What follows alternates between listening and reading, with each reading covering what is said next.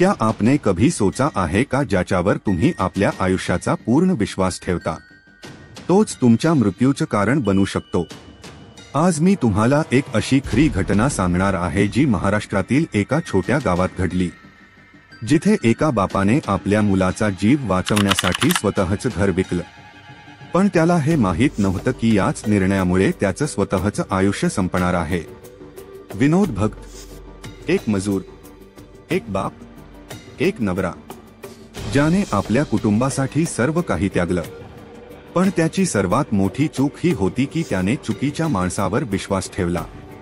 आणि जेव्हा सत्य बाहेर आलं तेव्हा कळलं की त्याच्या खुनाचा आदेश कुणी दुसरं नाही तर त्याच्याच बायकोने दिला होता. आजची ही खरी घटना महाराष्ट्रातून सुरू होते. महाराष्ट्रातील नांदेड जिल्हा आणि ह्याच जिल्ह्यात सिंदगी नावाचं एक छोटं गाव आहे. सिंदगीमध्ये राहणारा विनोद किशन भगत, तो खूप श्रीमंत नव्हता, पण त्याच्याकडे ती सर्वात मौल्यवान संपत्ती होती जी आपण अनेकदा दुर्लक्षित करतो. ते प्रेमळ पत्नी आणि 2 निरागस मुले. त्याची छोटीशी दुनिया ह्या तिघांपुरतीच मर्यादित होती. पण आयुष्य कधी कधी इतके निर्दयी वळण देते की सर्व सांभाळणारा माणूसही कोसळून पडतो. आणि असा एक दिवस आला ज्या दिवशी विनोदची संपूर्ण दुनिया उद्ध्वस्त झाली. त्याचा लहान मुलगा अचानक गंभीर आजारी पडला. तीव्र वेदना, गोंधळ आणि सतत वाढत जाणारी अशक्तपणा. त्याची अवस्था इतकी खराब झाली की 1 मिनिटही थांबणं धोकादायक होतं. विनोद आणि त्याची पत्नी प्रियंका त्याला तात्काळ रुग्णालयात घेऊन गेले. रुग्णालयाची ती वास, गर्दी आणि तणावाच्या वातावरणात डॉक्टरांनी जे सांगितलं ते एखाद्या वज्रपातासारखंच होतं. इलाज खूप महाग आहे. हे ऐकताच विनोदचा आवाज अडखळला.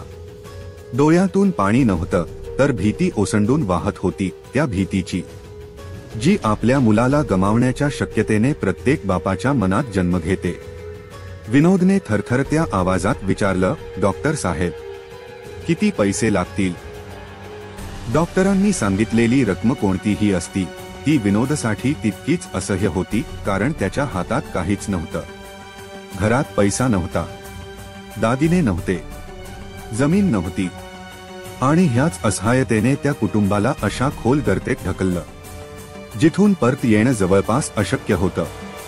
विनोद स्वतःशी म्हणाला, मी माझ्या मुलाला वाचवणारच, काहीही करावं लागलं तरी.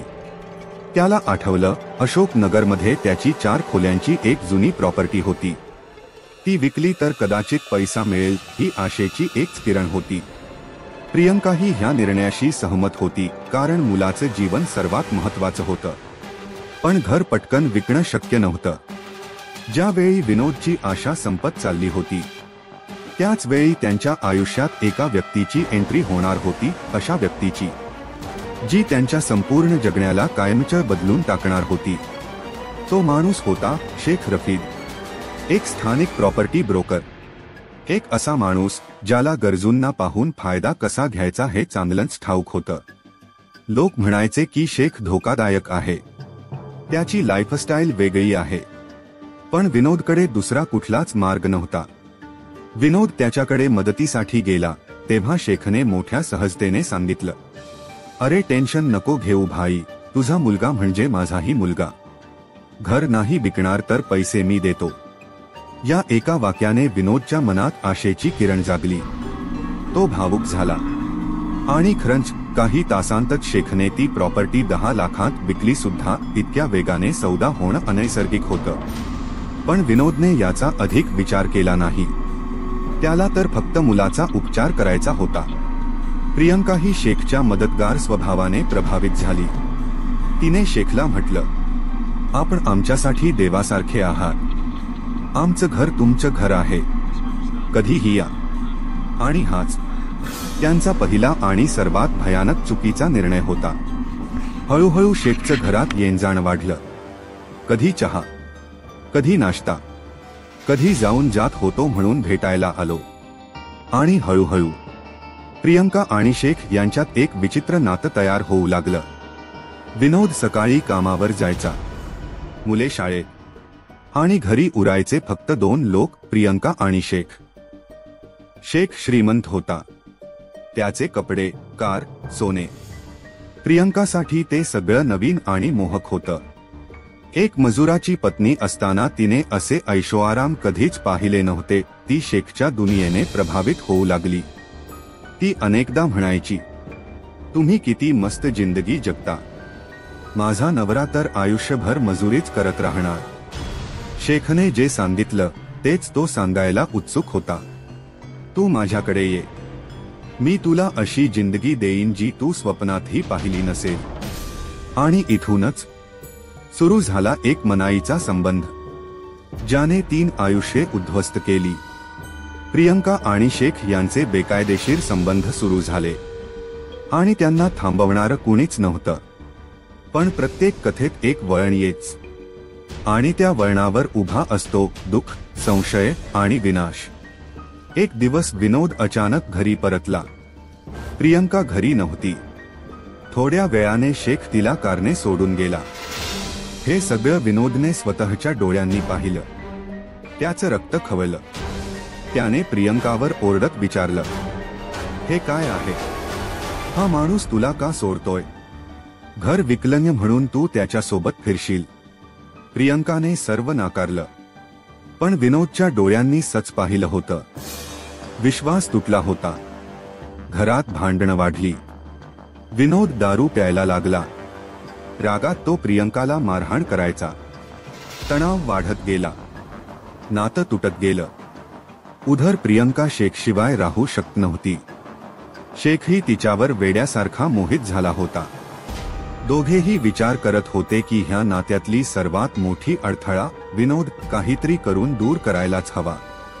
आणि एक दिवस प्रियंकाने शेखला फोन करून सांगितलं, विनोदला रस्त्यातून हटव, नाहीतर तो आपली जिंदगी उद्ध्वस्त करेल. शेखने अजिबात विचार न करता होकार दिला आणि दोघांनी अशी साजिश रचली ज्याने एका निरपराध माणसाचं आयुष्य हिरावून घेतलं. 2 नोव्हेंबर 2025 विनोद रोजप्रमाणे कामावर निघाला. पण त्या दिवशी तो कधीच परत आला नाही. प्रियंकाने कुटुंबाला फोन केला. खोटं दुःख दाखवलं.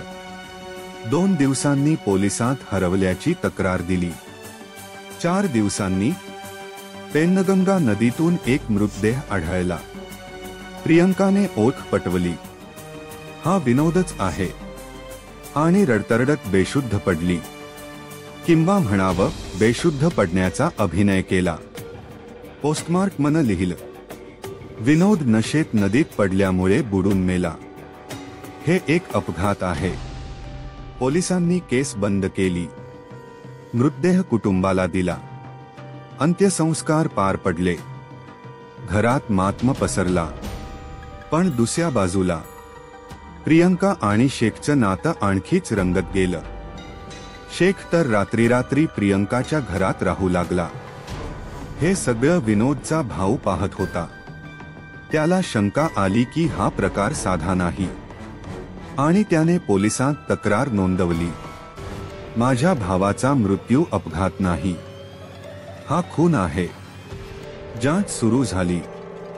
शेखला पकडण्यात आलं. चौकशीत तो तुटला. सगळं सांगितलं. पण चलाखीने सर्व दोष प्रियंकावर ढकलला.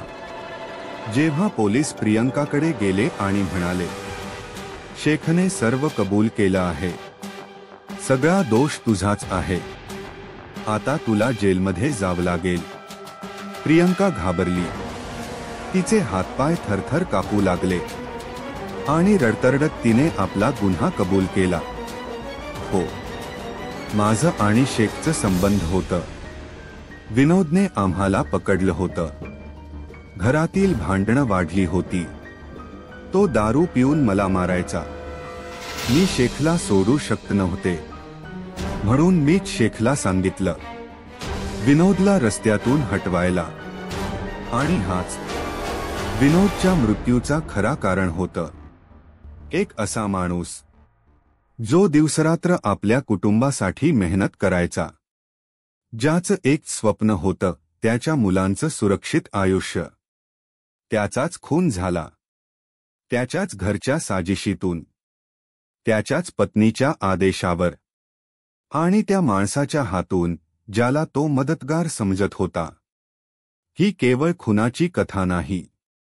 ही कथा आहे दारिद्र्याची, मजबुरीची, फसवणुकीची आणि चरित्रहीनतेची.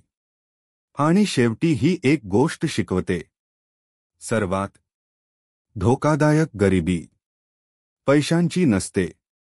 गरिबी असते चरित्राची.